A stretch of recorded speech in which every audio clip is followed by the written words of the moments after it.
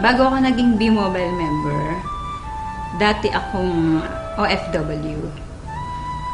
Caregiver ako sa Israel ng almost 8 years. Pero bago pa ako napunta ng Israel, pumunta rin ako sa ibang bansa, sa ibang lugar. So, nagtrabaho ako sa Korea, nagtrabaho ako sa Saudi. So, ang trabaho ko doon, syempre mag-alaga ng matanda. Sana nanay ko yung inaalagaan ko, kasama ko, pero ibang lahi o ibang tao. Nung mga panahon na meron akong inalagaan na matanda na nagkakalat siya ng dumi, naiihi siya sa panty niya. Minsan, pag pinapakain mo siya, pahirapan, yung mumurahin ka pa niya. Dahil akala niya, pinipilit mo talaga siyang kumain. Pero syempre, bilang caregiver, kailangang ibigay mo sa kanya yon. So, pagka minumura ko, ganun, naiiyak na lang ako kasi hindi mo naman siya pwedeng patulan. Caregiver ka nga eh. No, naiisip ko yung parents ko.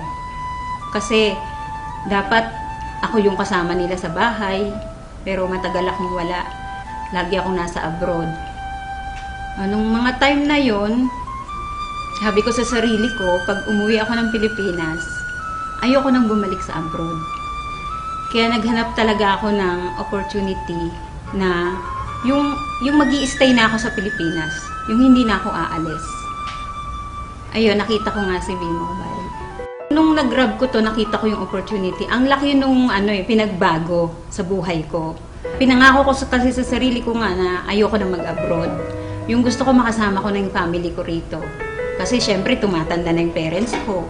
Yun yung nag-push din sa akin para gawin ko si B-Mobile. Hindi kagaya nung nagtatrabaho ako as a caregiver, ginagawa ko lang yun kasi trabaho ko yun. So wala akong choice. Pero dito, bilang B-Mobile technopreneur, nade-develop din yung pagkatao ko. Yung sabi ko sa sarili ko, ay marunong din pala talaga ako makipag-usap. Yung isang pinagpapasalamat ko na nandito ako ngayon sa B-Mobile, yung nagkaroon ako ng time sa sarili ko, nakakapunta ako sa iba-ibang lugar. Kasi sabi ko noon, pumupunta ako ng abroad, pero ang Pilipinas hindi ko nalilibot. So ngayon nagagawa ko na siya. Napupuntahan ko na yung mga lugar na hindi ko napupuntahan noon dito sa Pilipinas. Sa mga OFW, huwag silang matakot na umuwi ng Pilipinas. Kasi noon nanlulumo ako sa tuwing sasabihin nila sa akin na, di bali nang mamatay dito sa abroad kahit may gera. Ayaw namin umuwi kasi nandiyan kami sa Pilipinas. Ganun na ba talaga kahirap yung Pilipinas para ganun lang sabihin nila?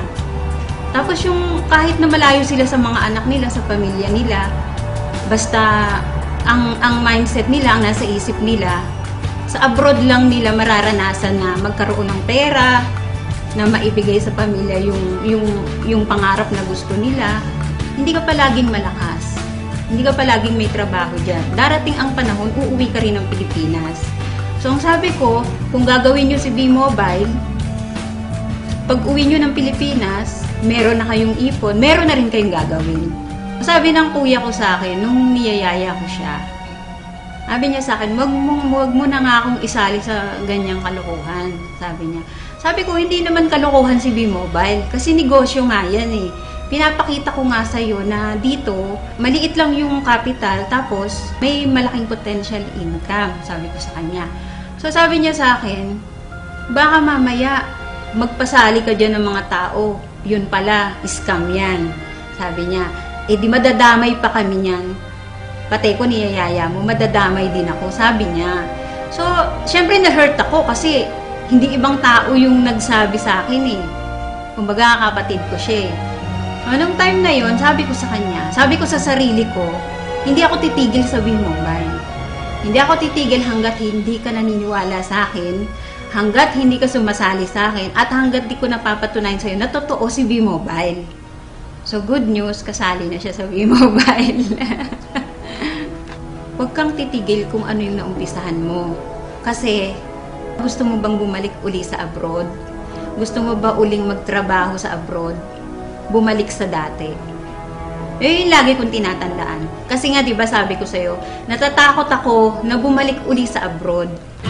Sa Sa mga OFW na kagaya ko, subukan ninyo na mag-invest sa WeMobile. Hindi naman habang panahon na nasa abroad kayo. Darating ang time, hindi nyo na rin kakayanin magtrabaho. Sana lang, huwag pagiging OFW ang ipamana ninyo sa anak ninyo. Ang ipamana nyo sa kanila yung makapag-aral sila at pagkatapos nun, magnegosyo sila. So, ito na yung chance ninyo. I-grab nyo na to kasi bihira yung opportunity na ganito. Na hindi lahat ng company na nasasalihan ninyo kagaya ng WeMobile.